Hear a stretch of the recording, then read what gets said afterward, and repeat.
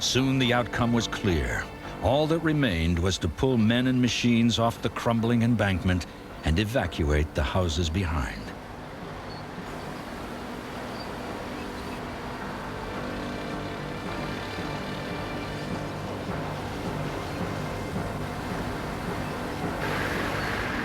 There was 2 chances, slim and none, once that truck fell in.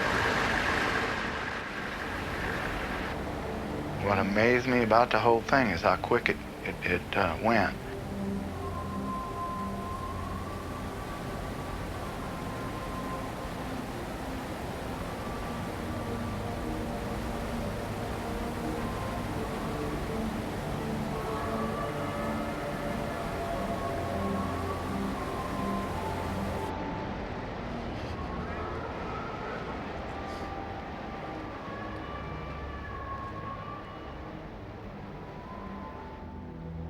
Throughout the Midwest, the floods of 1993 took a tremendous toll.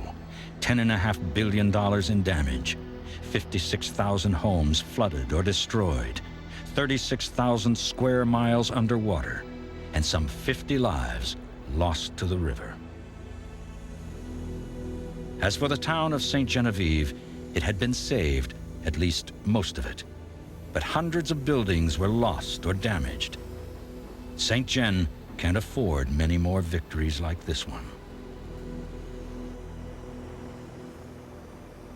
There were important lessons to be learned from these floods, and some people took them to heart. In the past, most flood victims had returned and rebuilt as a matter of course, but this time would be different.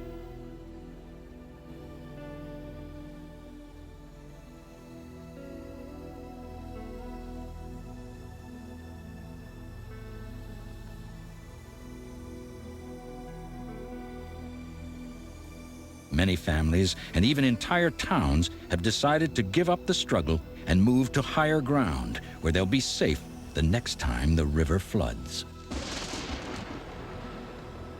These changes in practice and policy amount to an admission that we can't fight nature and win. It's finally becoming clear that we can't prevent natural disasters, but perhaps we can learn how to predict them.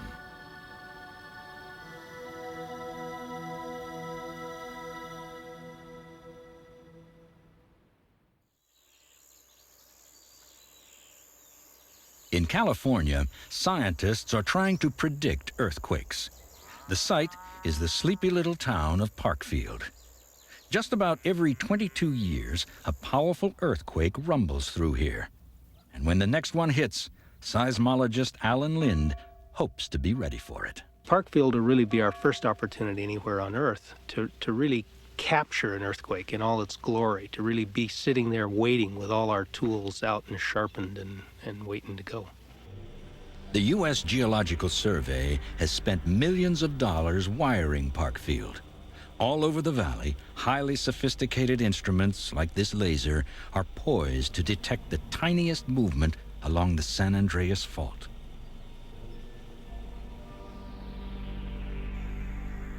If the Earth shifts even a few millimeters before a quake strikes, seismologists may be able to issue a warning. The Parkfield experiment is not just designed to predict when an earthquake will happen, but also exactly where it will strike. It's based on an idea called the seismic gap theory. Seismic gap theory is really just a very simple notion, and all it says is that since motion is occurring all along a plate boundary, there are going to be earthquakes everywhere along it, and the places that haven't had them lastest are going to be the places to have them nextest. By pinpointing places with the greatest likelihood for a quake, scientists and urban planners can focus on protecting buildings and people. But geologists can't create an earthquake in the lab. The only way for them to test their theories is to wait for one to happen and hope they're still around afterwards to analyze the data. Panning back. I've got to get this updraft just once in my life.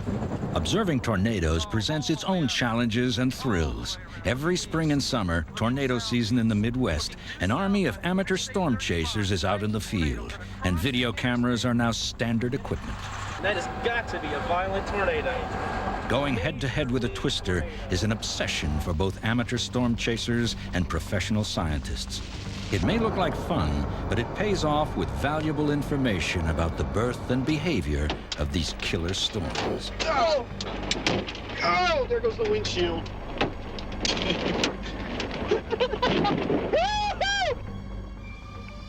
Just as important as direct observation are remote sensing techniques like Doppler radar. Over the past 2 decades, Doppler radar has revolutionized the study of tornadoes. First used by the military to detect unfriendly missiles, Doppler is so sensitive it can track the movement of insects 40 miles away. In the field, portable Doppler radar units can be used to record data at dangerously close range. Oh, look at that. I'm on the left side of that tight circulation, and I'm gonna go over. With the information they've compiled, scientists are creating computer models of severe storms to learn even more about their structure and behavior. As with earthquakes, the key to avoiding catastrophe is alerting the public. At the National Weather Service, scientists have introduced NEXRAD, the next generation of advanced Doppler radar. NEXRAD's enhanced imagery makes it easier to spot tornadoes as they form, and that can save critical minutes in alerting those in the twister's path.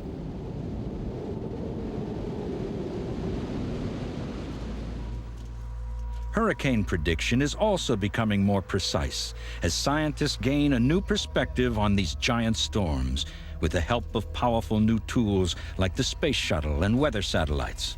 And as the accuracy of forecasts improves, hurricane fatalities are declining. The beginning of the hurricane conditions will start there anytime after dark this evening. Today, when hurricanes form over the Atlantic, the National Hurricane Center in Miami serves as a central clearinghouse, analyzing data, issuing forecasts, and, most important, broadcasting warnings to the public. There's a fine line between alerting the community and creating panic. Evacuations are expensive, and false alarms can damage public confidence. But in the face of an approaching hurricane, it's a good idea just to get out of the way. Like floods, earthquakes, and tornadoes, hurricanes remind us that there are powerful forces beyond our control.